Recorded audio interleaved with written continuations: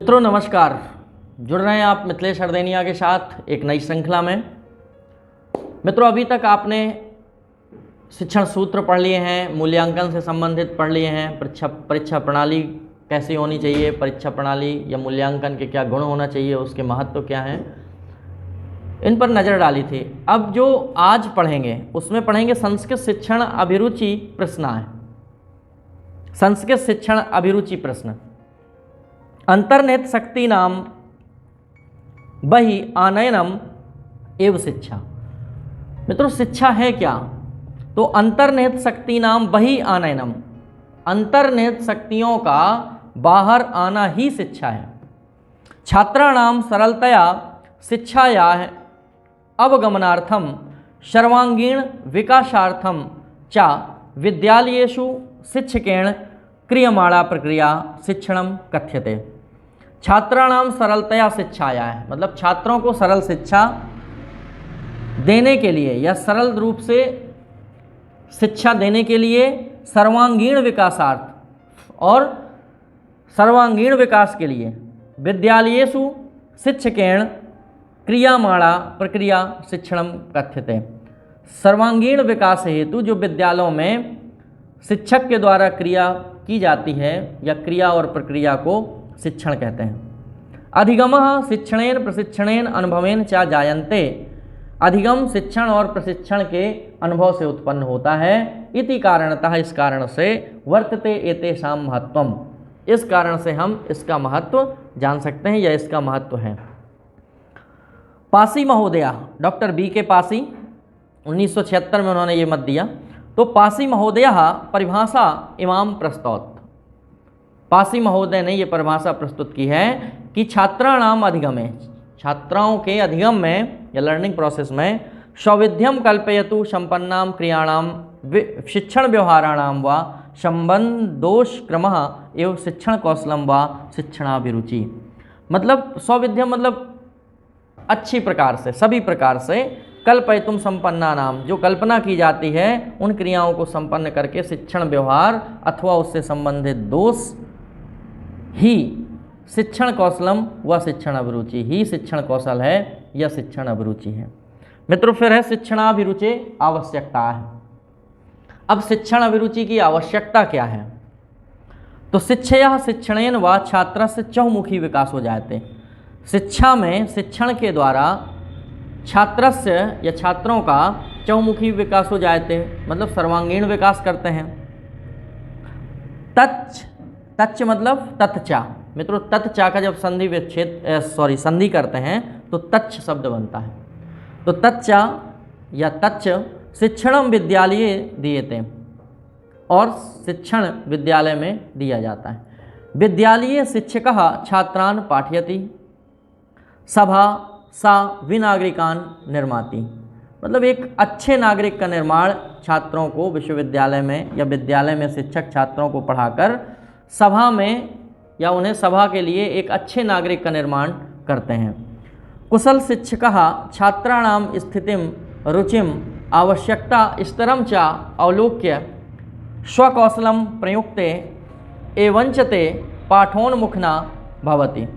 कुशल शिक्षक छात्राणाम स्थिति, कुशल छात्रों की स्थिति, रुचि, आवश्यकता, स्तर च अवलोक्य और स्तर को देखकर स्वकौशलम प्रयुक्त अपने कौशल को प्रयुक्त करते हैं। एवं ते पाठोन्मुखना भवति और वे पाठ में उन्मुख होते हैं। उत्तम शिक्षणार्थम, उत्तम शिक्षण के लिए उत्तम कौशल ज्ञानम अनिवार्यम। उत्तम शिक्षण के लिए उत्तम कौशल ज्ञान अनिवार्य है। अतः कश्चन शिक्षकः उत्तमः, अतः कोई शिक्षक उत्तम हो। इति वक्तुम प्रायः एतव अंशो सहायको भवता, यह प्रायः इस अंश में सहायक होता है। या इति वक्तुम मतलब ये कथन इस अंश में सहायक होता है।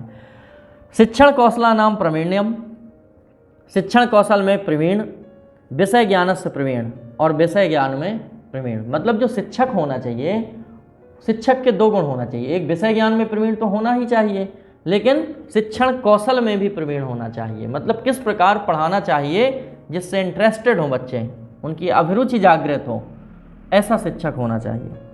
शिक्षणे अनेक कौशलानां समाहारा भवति। शिक्षण में अनेक कौशलों का समूह होता है। पाठ योजनायाः आवश्यकतानुसारं कक्षा शिक्षणे अत्यंतोपयोगित्वात् केषाञ्चित् प्रमुखाणां शिक्षण कौशलानां उल्लेखो अत्र क्रियते। मित्रों, पाठ योजना या आवश्यकता अनुसारम, पाठ योजना की आवश्यकता के अनुसार कक्षा शिक्षण में अत्यंत उपयोगी तत्वात्, जो अत्यंत उपयोगी तत्व होते हैं, के सांचित प्रमुखाणाम शिक्षण कौशलानाम उल्लेखो अत्र क्रियते, उनमें से कुछ प्रमुख कौशलों का उल्लेख यहाँ नीचे किया जा रहा है। प्रस्तावना, प्रश्नकरणम, उत्तरम, व्याख्यानम, दृष्टांतः या उदाहरणम, श्यामपट्टो प्रयोगः। मतलब प्रस्तावना, प्रश्न निर्माण, उनके उत्तर, व्याख्यान और उदाहरण या दृष्टांत और श्यामपट्ट का प्रयोग। तो ये एक पाठ योजना में हम हेडिंग प्रयोग करते हैं। पहला है प्रस्तावनात्मक कौशलम, जो प्रस्तावना निकालने का कौशल होता है। तो कस्यापि पाठस्य पाठनात् पूर्वम, किसी पाठ को पढ़ाने के पहले अध्यापकस्य प्रथमम कर्तव्यम भवति, ये अध्यापकों का प्रथम कर्तव्य होता है कि यत सा छात्राणाम आकर्षणम, अगर छात्रों में कोई आकर्षण बनाना है, तदा एव संभवति, अगर उसकी संभावना करना है, तदा यदा छात्रेषु उत्साह विषये रुचि, अगर छात्रों में उत्साह के विषय में या रुचि नूतन ज्ञान प्राप्ति च प्रेरणा भवति, नए ज्ञान प्राप्त करने की प्रेरणा होती है। अगर बच्चों में रुचि है तो नए ज्ञान प्राप्त करने की प्रेरणा होती।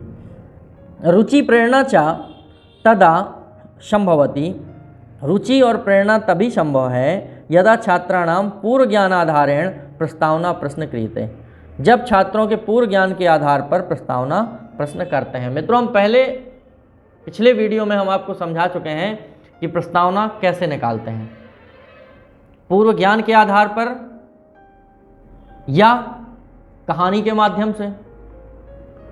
तो पूर्व ज्ञान के आधार पर हम कुछ प्रश्न करते हैं, 2-3 प्रश्न ऐसे करेंगे जो बच्चों से बन जाएं, और जो हमें पढ़ाना है वो अंतिम प्रश्न होगा, उसमें छात्र निरुत्तर रहेंगे, और जिस प्रश्न में छात्र निरुत्तर रहता है वही हमारा उद्देश्य कथन होता है कि चलिए तो आज हम ये पढ़ते हैं, जो बच्चे नहीं बता पाए। तो वही उद्देश्य कथन है और वहीं से शिक्षण प्रारंभ हो जाता है। उसी के बारे में फिर आप समझाते हैं या शिक्षक समझाते हैं छात्रों को। तो वही चीज़ यहाँ बताई जा रही है कि उद्देश्य, उत्साह और रुचि और प्रेरणा का उत्पादन तो कर सकते हैं, लेकिन उसके लिए पूर्व ज्ञान के आधार पर प्रस्तावना आवश्यक है। अगर पूर्व ज्ञान के आधार पर आपने प्रस्तावना निकाल ली तो उससे बच्चे तुरंत जुड़ जाते हैं, उत्साहित होते हैं, उनकी रुचि जागृत हो जाती है। यदि प्रस्तावना तेषां पूर्व ज्ञान आधारित तो वर्तते, अगर प्रस्तावना उनके पूर्व ज्ञान से आधारित होती है, तर्हि विषय, तब उस विषय में उत्साह रुचि प्रेरणा च उत्पाद्यम शक्यते, तब उस विषय में हम उत्साह रुचि और प्रेरणा उत्पादित कर सकते हैं। प्रस्तावना कौशले शाब्दिक अशाब्दिक शिक्षण साधनानि उपयुज्य प्रश्नाः क्रियन्ते, प्रस्तावना कौशल में शाब्दिक और अशाब्दिक शिक्षण साधनों का उपयोग करके प्रश्न करते हैं। प्रश्न, चर्चा, प्रदर्शनम, नटनम इत्यादि भी कौशले अपि प्रस्तावना कर्तुम शक्यते। हम जो प्रस्तावना है वो प्रश्न के माध्यम से या चर्चा के माध्यम से या नटनम नृत्य के माध्यम से या नाटक के माध्यम से, नटनम मतलब नाटक के माध्यम से, इत्यादि भी कौशले, इन विभिन्न कौशलों से भी प्रस्तावना कर्तुम शक्यते, हम प्रस्तावना कर सकते हैं, निकाल सकते हैं। प्रश्नकरण कौशलम, मस्तिष्कम प्रबोधयितुम चिंतन शक्तिम जागरयितुम अवधानम रक्षितुष्व समुचित शाब्दिक माध्यमः एव प्रश्नः इति जंगीरा महोदया परिभाषता। मित्रों, मस्तिष्क प्रबोधयितुम, मस्तिष्क में बोध कराने के लिए, चिंतन शक्ति को जगाने के लिए, ध्यान को रक्षित करने के लिए समुचित शाब्दिक माध्यम, समान रूप से उचित शब्दों के माध्यम से ही प्रश्न इति, से ही प्रश्न इति जंगीरा महोदया परिभाषता, इस प्रकार से जंगीरा महोदय ने उसको परिभाषित किया। मित्रों, पिक्चर वाला जंगीरा नहीं है ये शिक्षा शास्त्री हैं जंगीरा महोदय। तो ये इन्होंने ऐसी परिभाषा दी है। प्रश्नानाम सहायेन, प्रश्नों की सहायता से ही एव एव लिखा है तो एव मतलब ही, प्रश्नों की सहायता से ही शिक्षकः छात्र है सार्धम, शिक्षक छात्रों के साथ। मित्रों सार्धम मतलब साथ होता है, सह साकम समम सार्धम। आपने विभक्ति में एक सूत्र पढ़ा है, विभक्ति में एक सूत्र पढ़ाया है आपको, सह सार्धम समम साकम। तो सह हो, सार्धम हो, समम हो या साकम हो, इन सब का अर्थ साथ के लिए होता है। तो शिक्षिका छात्र सार्धम, शिक्षक छात्र के साथ, संबंधम संस्थाप्य, संबंध स्थापित करने के लिए, अधिगमार्थम गच्छान, अधिगम में जाकर, छात्रान प्रेरयति, छात्रों को प्रेरित करते हैं। अधिगम के लिए, अधिगमार्थम लिखा ना, तो अधिगम के लिए छात्रान प्रेरयति, छात्रों को प्रेरित करते हैं। बालकानाम मस्तिष्कम क्रियाशीलम संपाद्य, बालकों का मस्तिष्क क्रियाशील संपादित करने के लिए अभीष्ट ज्ञानम प्रसारयति, अभीष्ट ज्ञान का प्रसारण होता है। अध्यापकस्य क्रियाशीलम संपाद्य, अध्यापक क्रियाशील को संपादित करके अभीष्ट ज्ञानम प्रसारयति, अभीष्ट ज्ञान का प्रसारण होता है। मित्रों ये रिपीट हो गया है, वाक्य छप गया है 2 बार। अध्यापकस्य साफल्यम शिक्षकस्य प्रश्नकरण शैलीम अवलंबते, अध्यापक की सफलता शिक्षक की प्रश्न करने की शैली से देखते हैं। कौशलस्य नैपुण्याय, कौशल की निपुणता के लिए शिक्षकेण अधोलिखिता है काश्चन सामान्य योग्यता संपादनीया, कौशल की निपुणता के लिए शिक्षक से अधोलिखित मतलब निम्नलिखित, काश्चन माने कुछ, सामान्य योग्यता है संपादनीय, सामान्य योग्यता संपादित होती है, मतलब शिक्षक में ये योग्यता होनी चाहिए। पाठ्य विषय पूर्णाधिकारा, पाठ्य विषय में उसका पूर्ण अधिकार होना चाहिए, ये नहीं उसको कि आधा अधूरा आता हो, उसको ज्ञान होना चाहिए उस पाठ्य विषय का जो पढ़ा रहा है। तुलनात्मक मूल्यांकन योग्यता, उसमें तुलनात्मक मूल्यांकन योग्यता हो, अगर छात्र सामने हैं तो उनमें वो ध्यान दे सके कि कौन सा छात्र कितना अधिगम कर रहा है, जिन कौशलों को हम बढ़ाना चाहते हैं, उनका संवर्धन करना चाहते हैं, वो वास्तव में हो रहा है या नहीं, उद्देश्यों की पूर्ति हो रही है या नहीं, ये शिक्षक को आना चाहिए। और प्रश्न रचना नैपुण्यम, और प्रश्न निर्माण में निपुण होना चाहिए। मित्रों अब है प्रश्न प्रकारा है, प्रश्नों के प्रकार। प्रश्नानाम प्रकार रूपणे निरूपणे अनेक प्रकार वर्तन्ते, प्रश्नों के प्रकार निरूपण में अनेक प्रकार के होते हैं। विद्यमानेषु बहुषु आधारेषु, विद्यमान बहुषु आधारेषु मतलब बहुत के आधार पर, मानसिक क्रियाशीलता या एका अन्यतमा आधारा, बालकों की क्रियाशील के लिए एक अन्य आधार है। एतद आधारिता प्रश्न सामान्यतः प्रकार द्वये, इस प्रकार के 2 प्रकार के प्रश्न हम देखते हैं। एतद आधारिता प्रश्न, इस प्रकार के आधारित प्रश्न सामान्यतः प्रकार द्वय अवलोक्यन्ते, समान रूप से हम 2 प्रकार से देखते हैं। स्मृति प्रश्नाएं और विचारोत्तेजक प्रश्नाएं, एक तो जो विचारों को उत्तेजित कर दे और एक स्मृति के आधार पर। तो स्मृति प्रश्न, एते प्रश्न अधीत पूर्वांशा नाम पुनः स्मरणाय उपयुज्यन्ते, जो स्मृति प्रश्न हैं वो इस प्रकार के प्रश्न अधीत पूर्वांशा नाम मतलब जो पूर्व में अंशों को अधीत किया गया है, जो पहले खंडों को पढ़ा गया है अंशों को, पुनः स्मरणाय उपयुज्यन्ते, पुनः स्मरण के उपयोग में वो लाए जाते हैं। विचारोत्तेजक प्रश्न है चिंतन पूर्वकम समाधान प्राप्त्यर्थम, चिंतन पूर्वक समाधान प्राप्ति के लिए इमे प्रश्न पृच्छन्ति, इस प्रकार के प्रश्न पूछे जाते हैं। कक्षायाम पाठन संदर्भे, कक्षायाम पाठन संदर्भे मतलब कक्षा में पाठ के संदर्भ में, सामान्यतः एते सप्तविधाय प्रश्नाः अवलोक्यन्ते, समान रूप से सप्तविधाय मतलब 7 प्रकार के प्रश्न ऐसे देख सकते हैं। तो प्रस्तावनात्मक प्रश्न, विकासात्मक प्रश्न, विचारात्मक प्रश्न, समस्यात्मक प्रश्न, अवबोध प्रश्न, तुलनात्मक प्रश्न और पुनरावृत्ति प्रश्न। मित्रों जैसा इनका नाम है बिल्कुल वैसा ही इनका काम है। जैसे प्रस्तावनात्मक प्रश्न, तो प्रस्तावना वाले प्रश्न, तो प्रस्तावना वाले प्रश्न कैसे होते हैं, 2-3 पूर्व ज्ञान से संबंधित होते हैं और अंतिम प्रश्न निरुत्तर होता है। विकासात्मक प्रश्न की बात करें तो इसमें विकासात्मक प्रश्न में जो आपने पढ़ा है उसमें क्या विकास हुआ है वो जानने के लिए हम विकासात्मक प्रश्न करते हैं। विचारात्मक प्रश्न, उसमें आपके विचार लिए जाते हैं। समस्यात्मक प्रश्न, तो समस्यात्मक प्रश्न वही है जो प्रस्तावना का अंतिम प्रश्न होता है जिसमें छात्र निरुत्तर रहते हैं, वो समस्यात्मक प्रश्न है। अवबोध प्रश्न है आपको ज्ञान कितना है, बोध कितना है, आप कितना सीख पाए हैं, वो अवबोध प्रश्न है। तुलनात्मक प्रश्न, तुलनात्मक मतलब कंपैरिजन, तुलना करने की क्षमता आपकी कितनी है, किस प्रकार से आप देखते हैं। पुनरावृत्ति प्रश्न मतलब रिपीट किए जाएं वही प्रश्न है, वो पुनरावृत्ति प्रश्न है। पाठ को पढ़ा दिया फिर पूछा आपसे, फिर पढ़ाया फिर पूछा, इस तरह से।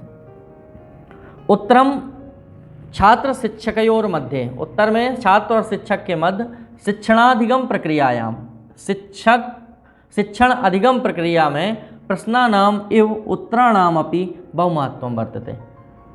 इस प्रक्रिया में प्रश्नानाम एवं मतलब प्रश्नों के साथ उत्तरों का भी बहुत महत्व होता है।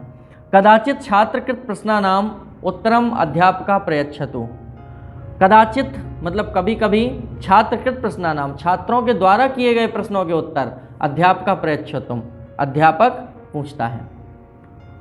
कदाचित अध्यापकेन प्रश्नानाम उत्तरम, कदाचित अध्यापकों के द्वारा पूछे गए प्रश्नों के उत्तर छात्राः वदन्ति, छात्र देते हैं। मतलब कभी छात्रों के द्वारा पूछे गए प्रश्नों के उत्तर शिक्षक देते हैं और कभी शिक्षकों के द्वारा पूछे गए प्रश्नों के उत्तर छात्र देते हैं। समुचित उत्तरम प्रदातुम अवधानस्य आवश्यकत्वात्, मतलब समान रूप से उत्तर देने के लिए अवधान आवश्यक है, ध्यान आवश्यक है। अवधान केंद्रितम भवति, ध्यान केंद्रित होता है उत्तर देने में। उत्तरदान क्रियायाम, जो उत्तर देने की क्रिया है वो विचार तार्किक बुद्धि क्रियाशीलता च भवति, जो उत्तर देने की क्रिया होती है वो तार्किक होती है, विचारात्मक होती है और बुद्धि की क्रियाशीलता उसमें होती है। मित्रों फिर है व्याख्यान। व्याख्यान देखें, प्राचीन काले गुरुकुल पद्धत्याः, प्राचीन काल में गुरुकुल पद्धत्याः मतलब गुरुकुल पद्धति में शिक्षण अधिगम प्रक्रियायाम व्याख्यानम उपयोज्यते।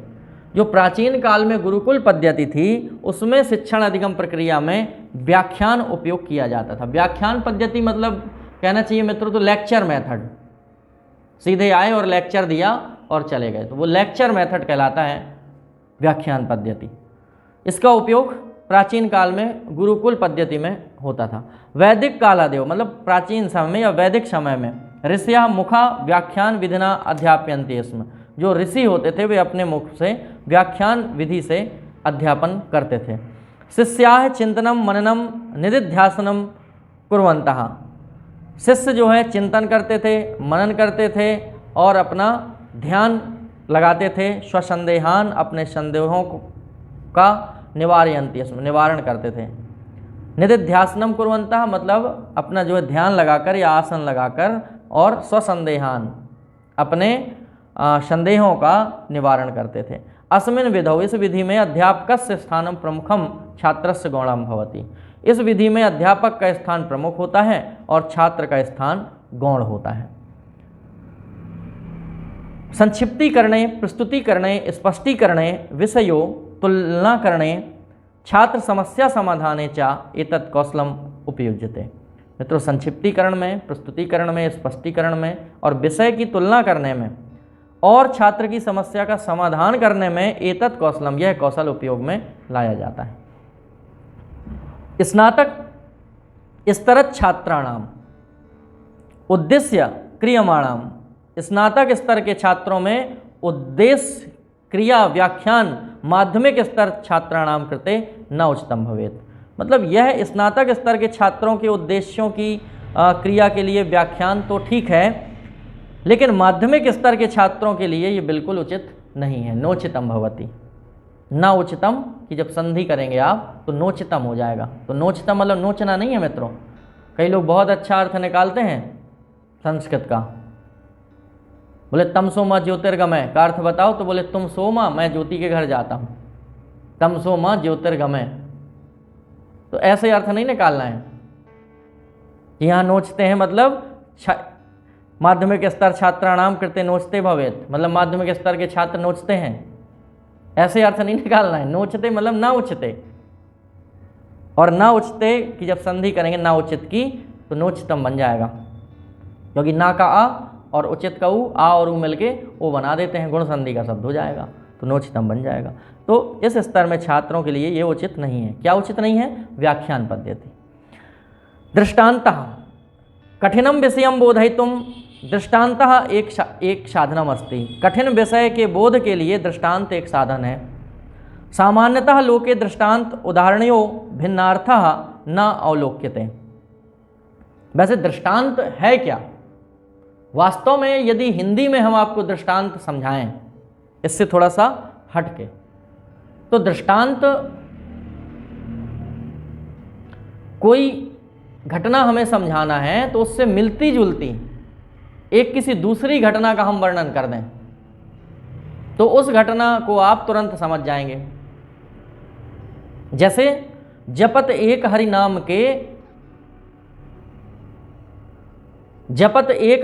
के पातक कोटि बिलाए।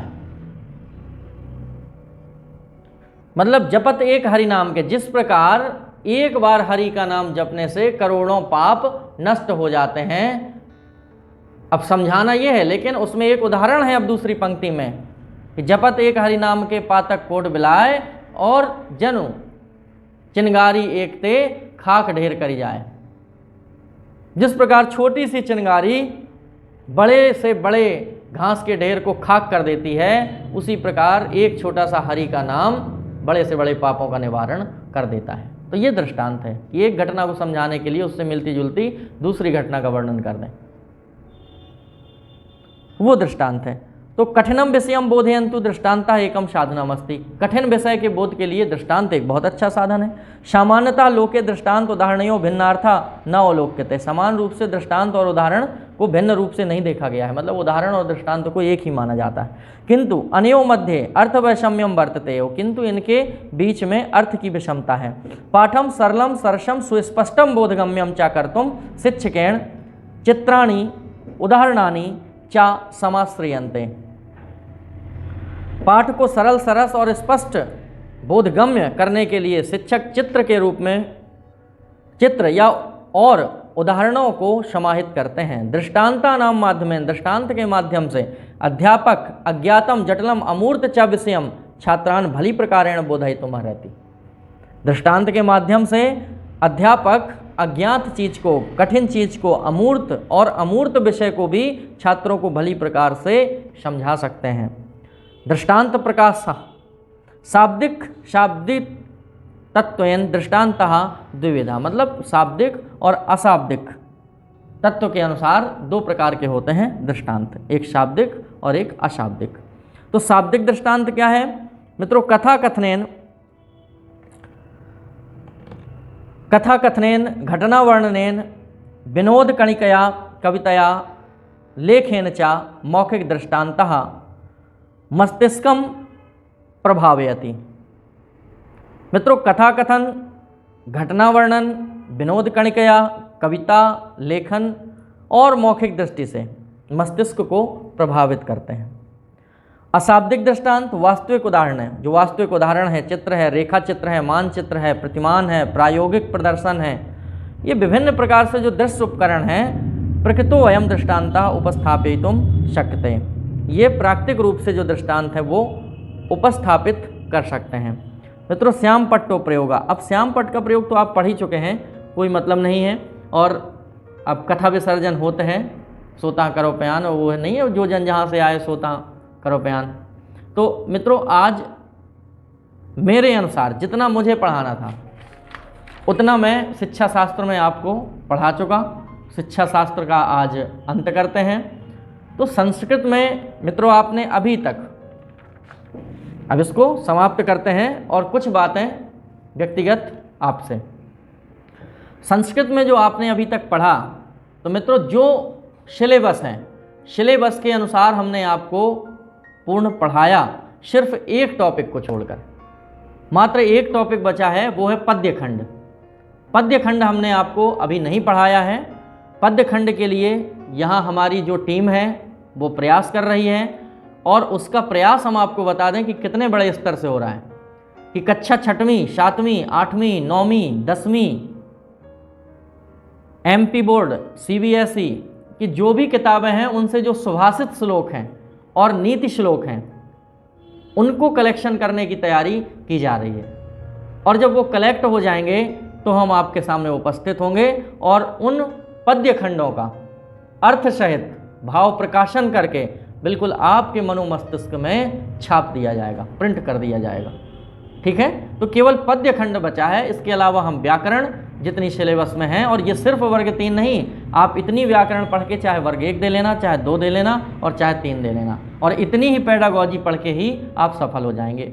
बस मित्रों, सीटेट जो अभी पेपर आने वाला है उसकी डेट आ गई है, तो सीटेट में भी प्रश्न आउट नहीं जाएगा। मेरा तो हालांकि जो सबसे पहला सीटेट हुआ था वो क्वालिफाई हूँ मैं, और मुझे बड़ा दुख था कि 7 साल वैलिड होता है, लेकिन बड़ी खुशी हुई जो अब ये जानकारी आ रही है कि अब ताउम्र वैलिड होगा। तो मुझे ये लग रहा था कि मुझे फिर से देना होगा, हालांकि मैं फिर से एक बार दूंगा, रिस्क नहीं लूँगा। ठीक है, 7 साल हो गया है, तो वो अभी आया है, मेरा पिछले साल हो गया था 7 साल, तो उसमें मैं फिर से दूंगा। तो मित्रों, चाहे आप सीटेट दे लें, यूपी टेट दे लें, छत्तीसगढ़, राजस्थान, एमपी, कहीं का भी संस्कृत का एग्ज़ाम दे लें, यहाँ से आप ज़रूर सफल होंगे। मित्रों, चैनल में जुड़े रहिए, जो आपका स्नेह और प्यार मिल रहा है वो सराहनीय है। कमेंट बॉक्स में आप ज़रूर बताइएगा, और जाते जाते पद्यखंड तो लेके आएंगे, और पद्यखंड के साथ हम मित्रों बहुत अच्छी चीज़ लेके आने वाले हैं, प्रश्न सीरीज। जो प्रश्न सीरीज लाएंगे मित्रों, वो प्रश्न सीरीज में हर टॉपिक से, हर प्रकार से, अधिगम से, मूल्यांकन से, मतलब पेडागॉजी से भी हर प्रकार के प्रश्न होंगे, और संस्कृत में ही प्रश्न होंगे, और उनको समझाते हुए हम आप तक पहुंचाने वाले हैं। उसके लिए भी हमारी टीम निरंतर कार्य कर रही है। तो ये बिल्कुल सब कुछ चल रहा है शर्मा जी के मार्गदर्शन में। ये बिल्कुल सब नितांत आवश्यक चीज़ें जो हैं वो बिल्कुल यहाँ पर बनाई जा रही हैं आपके लिए, और आप तक परीक्षा के पहले तक बहुत कुछ पहुँचा दिया जाएगा। तो मित्रों, आपसे मैं यही कहूँगा कि बढ़ो इस तरह कि मंजिल खुद कदम चूमे, और आपकी हर बुलंदी पर जमी क्या आसमां झूमे। मित्रों, आज इतना ही, मिलते हैं अगले वीडियो में, तब तक के लिए नमस्कार।